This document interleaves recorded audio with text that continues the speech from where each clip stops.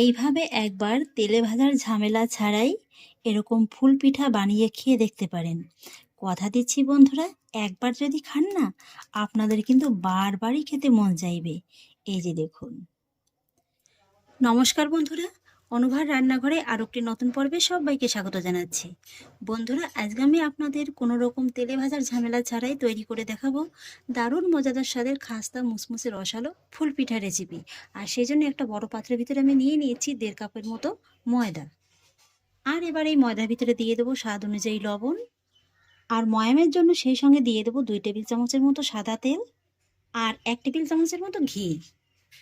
এখানে আমি ঘি আর সাদা তেলটা মিক্সড করে করছি, আপনারা চাইলে কিন্তু শুধু তেল কিংবা শুধু ঘি দিয়েও ময়ামটা দিয়ে নিতে পারেন। এবার তেল আর ঘিটাকে ময়দার সঙ্গে খুব ভালোভাবে মিশিয়ে নেব, আর তারপরে খুব ভালোভাবে ময়ামটা দিয়ে নেব। ময়ামটাকে আমি খুব সুন্দর করে দিয়ে দিয়েছি।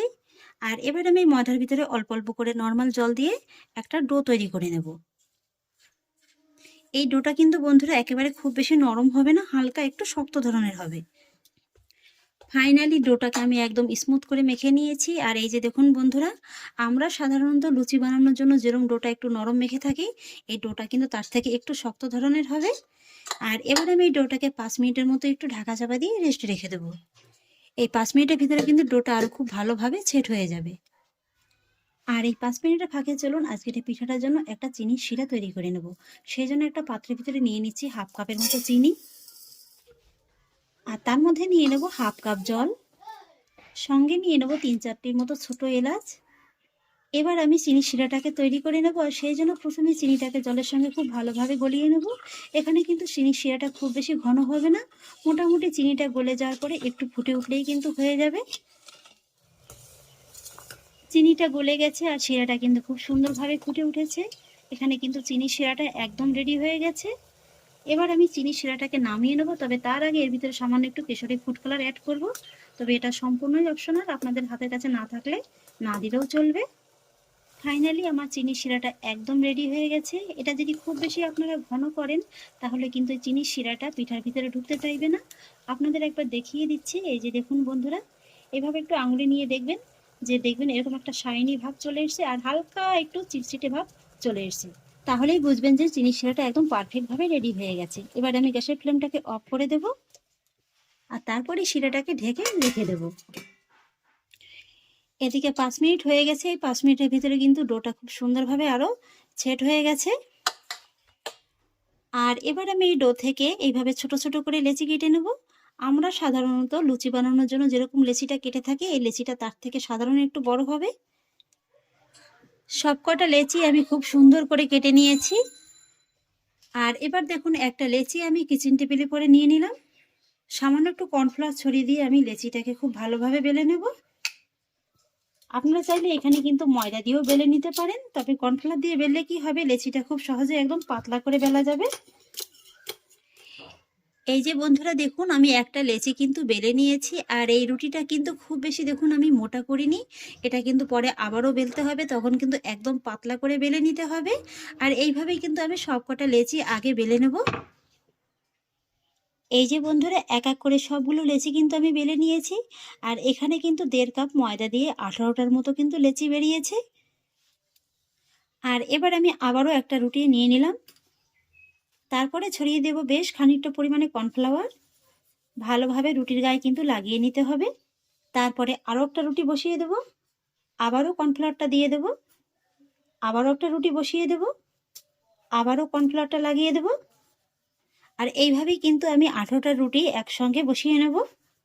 এক এক করে 18টা রুটি আমি খুব সুন্দর করে বসিয়ে নিয়েছি। আর এবার আমি রুটিগুলোকে এইভাবে একটু আগে আলতো হাতে চেপে নেব। আর তারপরে কিন্তু এই সমস্ত রুটিটাকে আবারও এইভাবে বেলে নিতে হবে।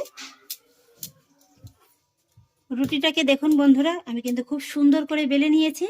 আর এবার কিন্তু রুটিটাকে একটু বড় করে বেলে নিয়েছি। এইভাবে একটু বড় করে দিয়ে বেললে কি হবে, রুটিটা কিন্তু একদম কাগজের মতো পাতলা হবে। আর এবার আমি রুটিটাকে চারদিক দিয়ে একটু সমান করে কেটে নেব। আপনারা চাইলে কিন্তু নাও কাটতে পারেন। আর এবার দেখুন বন্ধুরা, আমি এখানে নিয়েছি এরকম একটা লাঠি।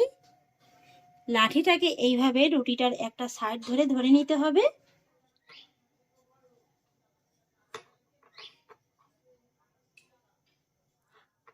তারপরে লাঠিটাকে ধরে এইভাবে একটু ঘুরিয়ে নিলেই দেখতে পাবেন যে রুটিটা কত সুন্দর একেবারে লাঠির সঙ্গে উঠে আসছে।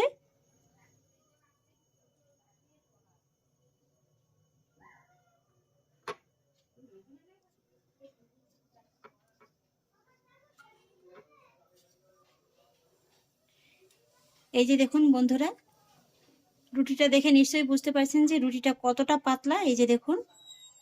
আর তারপরে যে রুটিটা আমি লাঠিটার গায়ে জড়িয়ে নিয়েছি, রুটিটাকে এইভাবে ধরে একটু 2 হাত দিয়ে চেপে চেপে একটা জায়গায় করে নিতে হবে। আপনারা চাইলে কিন্তু রুটিটার শেষ মাথায় একটু জল হাত করে নিতেও পারেন।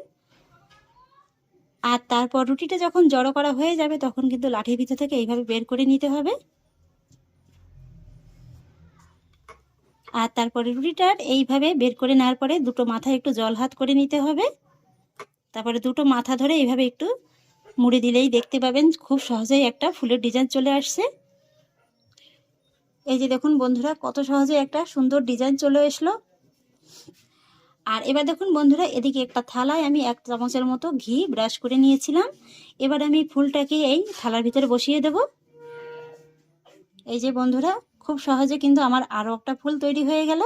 আর এইভাবেই কিন্তু আমি সবকটি ফুল তৈরি করে নেব। তো দেখুন বন্ধুরা, এক এক করে সবগুলো পিঠা কিন্তু আমি তৈরি করে নিয়েছি। আর এবার আমি পিঠার গায়ে এইভাবে একটু আবারও একটু ঘি ব্রাশ করে দেব। ঘিটাকে খুব সুন্দর করে ব্রাশ করে নিয়েছি। আর এবার কিন্তু বন্ধুরা, এই পিঠাগুলোকে আমি একটু কেকের মতো বেক করে নেব, কোনো রকম তেলে ভাজার ঝামেলা ছাড়াই। দেখবেন যে পিঠাগুলো খুব সুন্দরভাবে ভাজা হয়ে গেছে। আর সেই জন্য গ্যাসের ওভেনে বসিয়ে দিয়েছি একটা কড়াই। কড়াইয়ের ভিতরে বসিয়ে দেবো একটা স্ট্যান্ড। আর তারপর ঢাকা দিয়ে মিডিয়াম আঁচে এই কড়াইটাকে আমি 5 মিনিটের মতো ফ্রিহিট করে নেব। 5 মিনিট বাদে ঢাকাটাকে তুলে নিচ্ছি। এবার আমি পিঠার থালাটিকে কড়াইয়ের ভিতরে বসিয়ে দেব। আর তারপর আঁচটাকে একেবারে কমিয়ে রেখে এই পিঠাটিকে আমি বেক করে নেব 30 থেকে 35 মিনিটের মতো সময় নিয়ে। এবার 20 মিনিট বাদে একবার ঢাকাটাকে তুলে নিচ্ছি। আর তারপরে পিঠাটার গায়ে আবারও কিন্তু একটু ঘি ব্রাশ করে দিতে হবে। আর এইভাবে যখন আবারও ঘিটা খুব ভালোভাবে ব্রাশ করে নেওয়া হয়ে যাবে তখন কিন্তু আবারও ঢাকা চাপা দিয়ে 15 মিনিটের মতো পিঠাগুলোকে বেক করে নিতে হবে।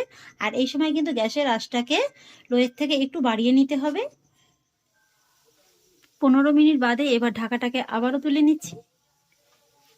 এবার কিন্তু বন্ধুরা, পিঠাগুলো একদম পারফেক্টভাবে হয়ে গেছে। এইভাবে একটু হাত দিয়ে চেক করে দেখবেন যে এটা কিন্তু খুব সুন্দরভাবে একদম শক্ত হয়ে গেছে। এবার আমি গ্যাসের ফ্লেমটাকে অফ করে দেব। তারপরে থালাটাকে নামিয়ে নেব। আর তারপর পিঠাগুলোকে হালকা একটু ঠান্ডা করে নিয়ে এর উপর থেকে ছড়িয়ে দিতে হবে তৈরি করে নেওয়া চিনির শিরাটা। আপনারা যদি একটু বেশি মিষ্টি খেতে পছন্দ করেন তাহলে চিনির শিরার পরিমাণটা একটু বাড়িয়ে দেবেন। আর তারপর উপর থেকে ছড়িয়ে দেবো সামান্য একটু পেস্তা বাদাম কুচি। এটা যদি হাতের কাছে না থাকে না দিলেও কোনো অসুবিধা নেই। পিঠাগুলোকে একটা সার্ভিং প্লেটে সার্ভ করে নিয়েছি। আর দেখতে দেখুন কতটা লোভনীয় লাগছে।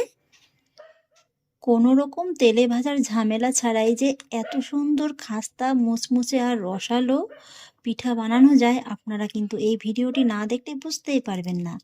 এই যে দেখুন বন্ধুরা, কতটা খাস্তা হয়েছে আর কতটা রসালো হয়েছে। এই যে দেখুন, মুখে দেওয়া মাত্রই কিন্তু একেবারে মিলিয়ে যাবে। আমি যেহেতু পিঠাটা একটু হালকা মিষ্টি করেছি তাই কিন্তু চিনির শিরাটা কম দিয়েছি। আপনারা যদি বেশি পরিমাণে মিষ্টি খেতে চান তাহলে কিন্তু চিনির শিরাটা একটু বাড়িয়ে দেবেন। এই যে দেখুন কত সুন্দর একেবারে খাস্তা আর রসালো হয়েছে। তাহলে আশা করছি বন্ধুরা, আমার আজকের এই ফুলঝুরি পিঠার রেসিপি আপনাদেরও খুব ভালো লেগেছে।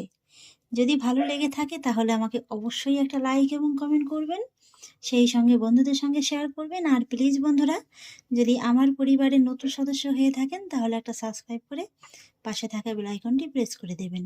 ফিরে আসছি এরকমই পরের অন্য কোনো নতুন রেসিপি নিয়ে। সবাই ভালো থাকুন, সুস্থ থাকুন। ধন্যবাদ।